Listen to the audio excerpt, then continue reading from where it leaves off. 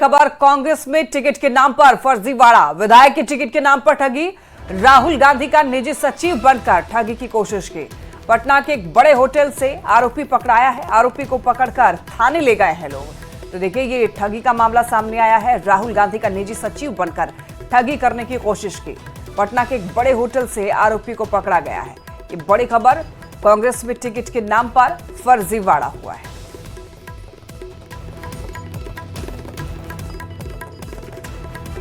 तो देखिए, आपको बताते चलें, कांग्रेस में टिकट के नाम पर फर्जीवाड़ा, विधायक के टिकट के नाम पर ठगी।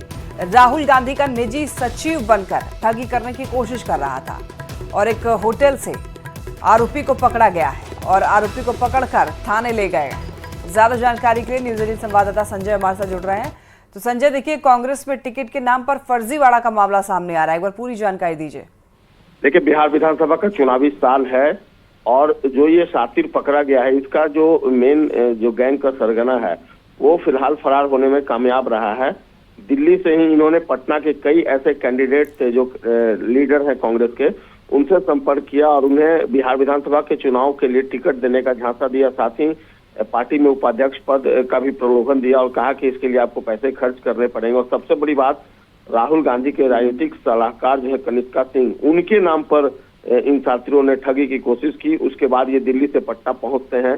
पटना के एक बड़े होटल में इनके लिए कमरा भी बुक किया जाता है और इसी दौरान लोगों को बुलाया जाता है। प्रवीण कुशवाहा हैं जो कुमरार विधानसभा क्षेत्र से कांग्रेस के टिकट पर चुनाव लड़े थे।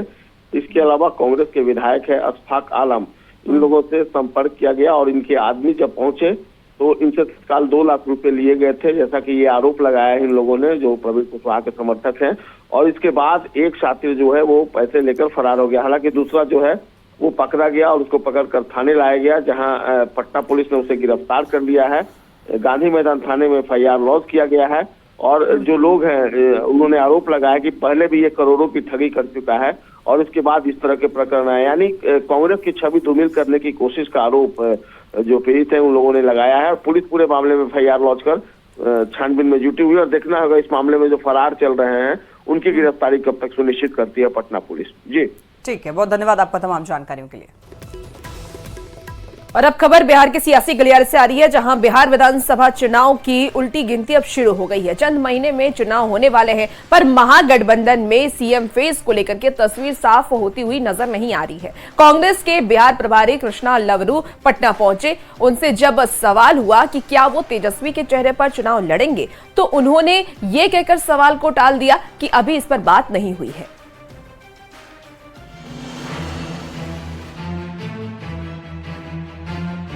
कर्नाटक के रहने वाले कृष्णा अल्लावरू इन दिनों बिहार में बार बार आ रहे हैं। इन्हें बिहार कांग्रेस का प्रदेश प्रभारी बनाया गया है। इस साल होने वाले विधानसभा चुनाव में कांग्रेस की वापसी का जिम्मा सौंपा गया है। अपनी इसी जिम्मेदारी को पूरा करने के लिए अल्लावरू बिहार कांग्रेस के नेताओं से लगातार मुलाकात और मशवरा कर रहे हैं। इससे ये साफ हो गया है कि कांग्रेस इस बार आरजेडी की बैसाखी नहीं चाहती, पर ये साफ नहीं हो पा रहा है कि कांग्रेस मुख्यमंत्री का उम्मीदवार किसे बनाना चाहती है। कृष्णा अल्लावरू ने एक बार फिर अपना बयान दोहराते हुए कहा कि अभी सीएम फेस पर बात नहीं हुई है। बिहार में अभी हम चुनाव पे फोकस कर रहे हैं और बिहार की जनता के मुद्दों पे ज्यादा ध्यान जा रहा है हमारा, और उसी पे चर्चा हो रही है और उसी पे काम हो रहा है। शुक्रिया। आप तेजस्वी यादव को मुख्यमंत्री का उम्मीदवार मानते हैं सर? अभी बातचीत शुरू नहीं हुई भैया, जब होगा तो आपको जरूर बताएंगे। ऑल इज वेल भैया। आरजेडी का दावा है कि सभी सहयोगियों के बीच सीएम फेस पर सहमति बन गई है। चुनाव तेजस्वी के नेतृत्व में ही लड़ा जाएगा।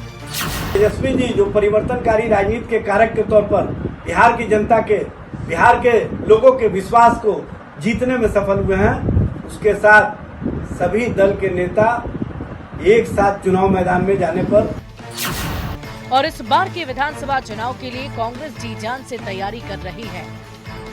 कांग्रेस नेताओं ने ये साफ कर दिया है कि वो बिहार में बी टीम बनकर नहीं रहना चाहते, पर कांग्रेस की इस तैयारी में महागठबंधन के सहयोगी दलों का कोऑर्डिनेशन डगमगाता हुआ नजर आ रहा है। पटना से संवाददाता रवेश नारायण और धर्मेंद्र के साथ ब्यूरो रिपोर्ट न्यूज 18।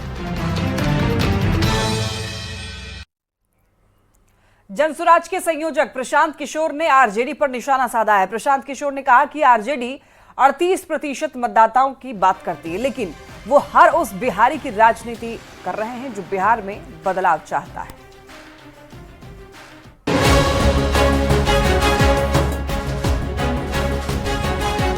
पूरे देश में अपनी चुनावी रणनीति का लोहा मनवाकर बिहार में राजनीतिक जमीन तलाश रहे जनसुराज के संयोजक प्रशांत किशोर ने आरजेडी पर बड़ा हमला बोला है।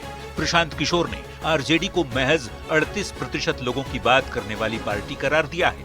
आपने ठीक कहा कि आरजेडी 38% मतदाताओं की बात कर रहा है, जनसुराज 7% बिहारियों की बात कर रहा है। उसमें वो 38% भी शामिल है जो उनके समझ से, आपकी समझ से आरजेडी का समर्थक है। आरजेडी पर प्रशांत किशोर के 38% वाले निशाने ने बिहार का राजनीतिक माहौल बेहद गर्मा दिया है। इतिहास का थोड़ा सा ज्ञान भी आप लोगों को होना चाहिए। लालू जी के राज में 18 सामान्य वर्ग के लोग मंत्री हुआ करते थे और लालू जी ने समाज की सभी वर्गों को साथ में लेके चलने का काम किया। आरजेडी पर पीके के हमले ने बीजेपी और जेडीयू को आरजेडी के साथ ही प्रशांत किशोर पर भी तंज कसने का मौका दे दिया है। देखिए, राजद के मालिक लोग सिर्फ अपने परिवार की बात करते हैं और जो जनसुराज वाले कथित रणनीतिकार जी हैं वो सिर्फ बकवास बात करते हैं। तो एक को सिर्फ अपने परिवार की चिंता है और एक बकवास कर करके राजनीति का माहौल खराब कर रहा है। आपको बता दें, आरजेडी को एमवाई समीकरण यानी यादव और मुस्लिम समीकरण की पार्टी माना जाता रहा है। बिहार में यादव और मुसलमानों की आबादी करीब 32% के करीब है। प्रशांत किशोर इसी बात का जिक्र करते हुए बताने की कोशिश कर रहे हैं कि आरजेडी सिर्फ इतने प्रतिशत मतदाताओं की बात करने वाली पार्टी है। न्यूज़ 18 के लिए पटना से अमित कुमार के साथ ब्यूरो रिपोर्ट। जेडीयू नेताओं के इस्तीफे पर बिहार जेडीयू अध्यक्ष उमेश कुशवाहा ने यह कहा कि कुछ मुस्लिम नेता नाराज हुए हैं। ऐसे नेताओं को गंभीरता से लेने की जरूरत नहीं है। उमेश कुशवाहा ने आगे ये भी कहा कि कई मुस्लिम जेडीयू नेताओं ने बिल का समर्थन भी किया है। इस वक्त हमारे साथ मौजूद हैं जेडीयू के प्रदेश अध्यक्ष उमेश कुशवाहा। उमेश सर, आपके पार्टी ने वक्फ संशोधन बिल का समर्थन किया, लेकिन जैसे ही आपके पार्टी ने समर्थन किया और जो बयानें आपके नेता की तरफ से आई, उसके बाद जो जेडीयू के कुछ मुस्लिम लीडर हैं उन्होंने नाराजगी व्यक्त की है। नहीं, चंद लोग जो है मुस्लिम लीडर जो है नाराजगी व्यक्त किया है, लेकिन अधिकांश जो मास लोग हैं इसका समर्थन कर रहे हैं। अभी भी आप देखेंगे तो जब आप इस रूप में देखिए कि जो इन 20 वर्षों में जो हमारे नेता ने जो काम किया है और मुस्लिम के लिए, मुसलमानों के हक के लिए, मुसलमानों उन्हीं के कारण जो है इतना मुसलमान का सशक्त हुआ राजनीतिक रूप से, और जिस रूप में हमारे नेता काम किए हैं ना, जिस तरह से हम लोग ने समर्थन किया है, तो उससे जो अधिकांश जो हमारा बड़ी समाज है अल्पसंख्यक समाज का, वो खुश है। और कई मुस्लिम संगठन ने इस बिल को समर्थन किया है और चंद लोग जो है इसके विरोध कर रहे हैं और चंद लोग के मुट्ठी में था ये चीज़, तो वो अब इससे बहुतों लोगों को फ़ायदा होने वाला है। और हम निश्चित रूप से कह सकते हैं कि जो कुछ लोग हैं जो भरमा रहे हैं, जो भटका रहे हैं लोगों को, जो उल्टा दिशा दे रहे हैं, तो वो सिर्फ राजनीतिक स्वार्थ के लिए ऐसा कर रहे हैं। तो वो पार्टी को हमेशा वोट की राजनीति करता है वो लोग जो अभी भड़का रहा है। तो वोट की राजनीति करने वाला लोग कभी मुस्लिम समाज के नेता, मुस्लिम समाज को हितैषी नहीं हो सकते हैं। इन 19 वर्षों में जो देखिएगा हमारे नेता ने जो अल्पसंख्यक समाज के लिए जो काम किया है, और जेपीसी हैं, तो कौन लोग भेजा? हमारे नेता के कहने पर गया नहीं, और हर बिंदु पर कई बिंदु उसमें उठाया गया, चाहे संशोधन हुआ हमारे नेता के चलते हुआ है। तो ये हमारे साथ जेडीयू के प्रदेश अध्यक्ष Umesh Kushwaha. Anand Amritraj, news 18 network, Patna. BJP के प्रदेश अध्यक्ष दिलीप जायसवाल ने तेजस्वी यादव को लेकर कहा कि उनकी पहचान बस इतनी है कि वो लालू प्रसाद के बेटे हैं। अब इस बयान पर सियासी बवाल मचा हुआ है।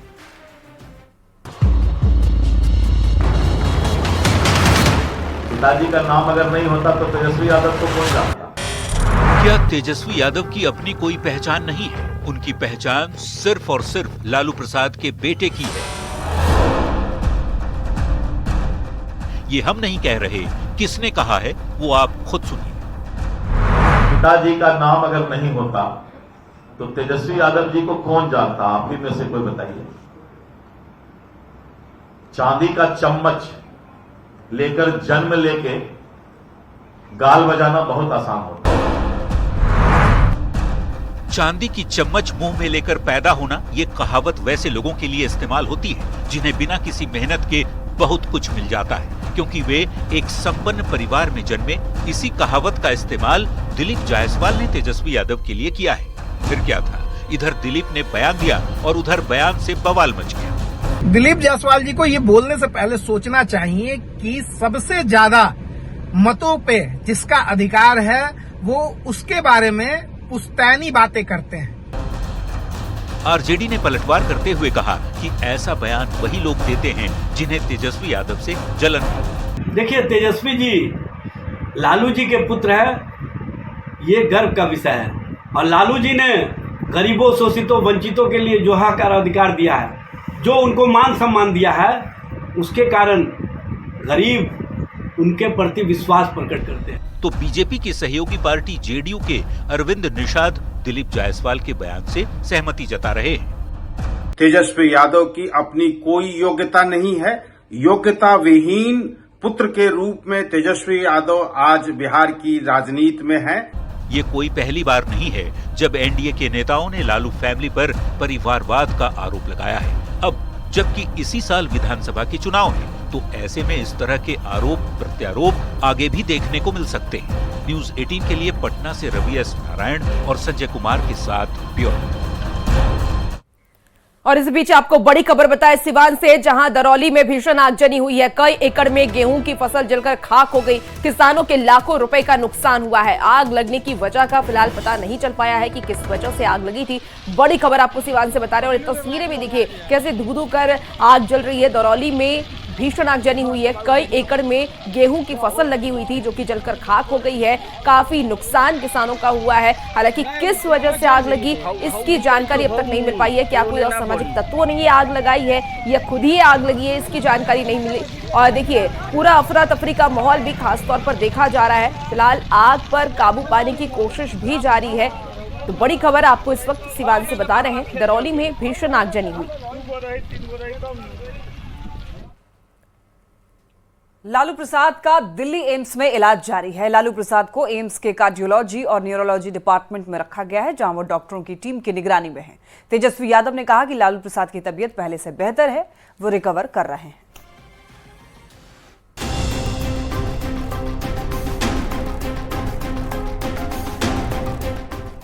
तबीयत बिगड़ने के बाद लालू प्रसाद का इलाज दिल्ली एम्स में जारी है। लालू प्रसाद को एम्स के कार्डियोलॉजी और न्यूरोलॉजी डिपार्टमेंट में रखा गया।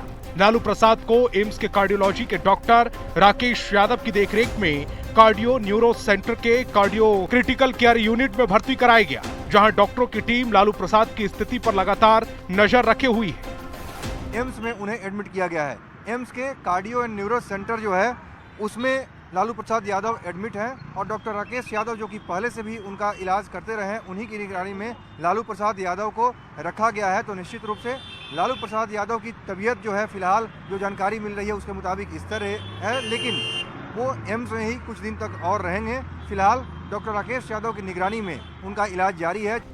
लालू प्रसाद के स्वास्थ्य को लेकर तेजस्वी यादव ने भी जानकारी दी। तेजस्वी ने कहा लालू प्रसाद की तबीयत पहले से बेहतर है और वो डॉक्टरों की निगरानी में है, वो जल्दी रिकवर कर रहे हैं।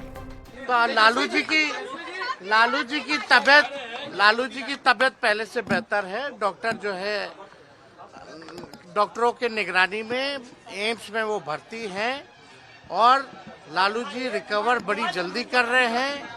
लालू जी मजबूत हैं अंदर से। करोड़ों लोगों की दुआएं और करोड़ों लोगों ने जो प्रार्थना की है इसका असर दिख रहा है। लालू प्रसाद की तबीयत बुधवार को अचानक बिगड़ गई थी, जिसके बाद डॉक्टरों ने उन्हें दिल्ली जाने की सलाह दी, लेकिन दिल्ली आने से पहले ही लालू प्रसाद को पारस अस्पताल ले जाना पड़ा। डॉक्टरों की निगरानी में उनका चेकअप किया गया, फिर लालू प्रसाद को दिल्ली एम्स में एडमिट कराया गया। लालू प्रसाद की पीठ में और हाथ पर घाव हैं, साथ ही किडनी में भी इन्फेक्शन की शिकायत है, जिसका इलाज दिल्ली में चल रहा है। न्यूज़ 18 के लिए दिल्ली से अमितेश सिंह की रिपोर्ट।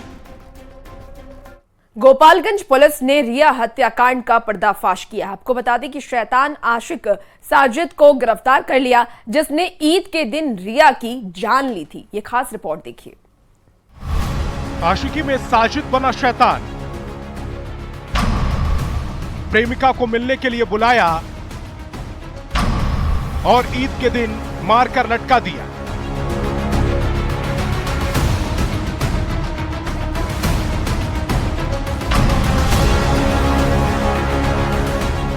गोपालगंज जिले के माझागढ़ थाने की पुलिस की कस्टडी में दिख रहा यही वो शैतान साजिद है जिसने यमराज बनकर अपनी प्रेमिका की जान ले ली और हत्या के बाद अपनी माशुका के शव को पेड़ से लटका दिया, वो भी ईद के दिन। 1 अप्रैल की सुबह जब लड़की की लाश मिली तो पूरे इलाके में सनसनी फैल गई। दिनांक 1/4/25 को सुबह करीब 6:30 बजे सूचना मिली कि एक लड़की का शव लटका मिला है कोयनी बाजार के स्थित एक बगीचे के पास में। दर्ज एफआईआर के आधार पर पुलिस ने छानबीन शुरू की तो पता चला कि कोयनी गांव की रिया और कोयनी खान टोला के रहने वाले आरोपी साजिद अली की दोस्ती 5 महीने पहले ऑनलाइन गेम खेलने के दौरान हुई थी। साजिद ने नाबालिग लड़की को अपने प्यार के जाल में फंसाया, फिर उससे फोन पर बातें करने लगा जो आगे चलकर प्यार में तब्दील हो गई। 31 मार्च को दोनों के बीच किसी बात को लेकर विवाद हुआ, जिसके बाद आरोपी साजिद ने जान से मारने की धमकी दी और लड़की घर से गायब हो गई। 4-5 महीने पहले से इनका एक लड़के से प्रेम पसंद चल रहा है जिसका नाम है जिस लड़के का साजिद अली, उम्र 19 वर्ष, पिता का नाम अबादत मियाँ। फिर पता चला कि 31 मार्च शाम को इन दोनों के बीच कुछ झगड़ा, गाली गलौज, फिर मारने की धमकी दी गई। उसके बाद लड़की और लड़के में बातचीत बंद हो गई, फिर लड़की रात में कहीं गायब हो गई। पुलिस एफआईआर दर्ज कर छानबीन में जुट गई, जिसका नतीजा ये हुआ कि पुलिस ने महज कुछ ही घंटों में साजिद खूनी साजिश को बेनकाब कर दिया और गिरफ्तार कर हाथों में हथकड़ी पहना दी। एफआईआर तो हुआ है कि अभी हत्या में है, आगे देखिए इन्वेस्टिगेशन में क्या निकल के आती है। गिरफ्तारी अभी तो कन्फेशन लिया गया है, तो हत्या प्रेम प्रसंग का मामला है, आगे इन्वेस्टिगेशन में और चीजें सामने आएंगी। आरोपी की गिरफ्तारी के बाद पुलिस ने जब उससे मोबाइल की कॉल डिटेल्स मांगी तो लड़की से बातचीत के सबूत मिले, जिसके बाद उसे पुलिस ने जेल भेज दिया। लेकिन सनकी प्रेमी साजिद अली के इस खौफनाक वारदात से हर कोई हैरान है। अब सवाल है कि साजिद के साथ कौन कौन लोग शामिल थे, क्या पुलिस रिया को इंसाफ दिला पाएगी? न्यूज़ 18 के लिए गोपालगंज से गोविंद कुमार के साथ ब्यूरो रिपोर्ट। बड़ी खबर खगड़िया से, जहां पर कूड़े के ढेर में सरकारी दवाइयां फेंकी हुई मिली। परबत्ता में प्राइमरी स्कूल मुजाहिदपुर के पास में गड्ढे में दवाइयां फेंकी हुई मिली। फेंकी हुई दवा में कई दवा साल 2026 में एक्सपायर होगा। बताया जा रहा है कि स्वास्थ्य विभाग की ओर से स्कूल के बच्चों को खिलाने के लिए आयरन की टैबलेट्स और साथ ही साथ एल्बेंडाजोल की टैबलेट्स को स्कूल में दिया गया था, लेकिन दवा बच्चों को खिलाने के बजाय कूड़े में फेंक दिया गया। स्थानीय लोगों ने जब यहाँ पर सीएचसी को सूचना दी तो दवाई को कूड़े से उठाकर सीएचसी लाया गया। लोगों ने लापरवाह लोगों पर कार्रवाई करने की मांग की है। सुबह में हम लोग जब निकले मंदिर के लिए तब यहाँ पे देखे कि यहाँ बहुत सारी दवाइयाँ फेंकी हुई है। ये रात्रि में किसी के द्वारा फेंका गया है। अब यह सवाल उठ रहा है कि इसमें सभी दवाइयाँ जो है वो एक्सपायरी नहीं है। कुछ दवाइयाँ एक्सपायरी है, बाकी सभी डेट देखा गया एक्सपायरी नहीं। अब कहाँ से कौन फेंका है, किसने फेंका है, ये तो अब विभाग इसमें बताएगा। सोशल मीडिया पे भी हमको ये ज्ञात हुआ, हमारे संज्ञान में आने का दवा वहाँ से रिकवर कराया गया है, तो उसमें जो बैच नंबर की मिलान की गई है तो हम लोग बीआरसी को दिसंबर में ही रिसीव कराई थी और आगे भी दवा का मिलान किया जा रहा है। कितनी दवाई यहाँ से दी गई थी, कितने तरह की दवा दी गई थी? तो स्कूल में हम लोग भेजते हैं आयरन का वो ब्लू पिंक टैबलेट और एल्बेंडाजोल। और अररिया के फारबिसगंज में NHAI के द्वारा बनाए गए पुल के एक पिलर की तस्वीर सामने आई है। तस्वीर में पिलर कैंप का मिट्टी पानी में बह गया था और साथ ही पिलर कैंप का कुछ हिस्सा भी झड़ गया। NH27 से इंटीग्रेटेड चेकपोस्ट जोगबनी होते हुए नेपाल जाने वाले मार्ग पर मीरगंज के समीप NHAI के पुल की तस्वीर सामने आई है। आपको बता दें कि NHAI के प्रोजेक्ट डायरेक्टर ने ये बताया कि ये कोई गंभीर मामला नहीं है। पुल के रूटीन चेकअप में बात सामने आई है, जल्द से जल्द मरम्मती करा दी जाएगी। हमारे संज्ञान में आया है, अभी हम लोग इसकी जांच कर रहे हैं, तो जांच टीम भी आ रही है और इसको रेक्टिफिकेशन मेजर्स क्या लिए जाएंगे इस पर हम लोग वर्कआउट कर रहे हैं। तो जैसे वो प्लान वो वर्कआउट होता है और उस पर हम लोग सबसे पहले हमारा ये फोकस रहेगा कि इसको ठीक कैसे करना है, रेक्टिफाई कैसे करना है, क्या इसमें डिफेक्ट्स है। तो फिलहाल इस बुलेटिन में इतना ही।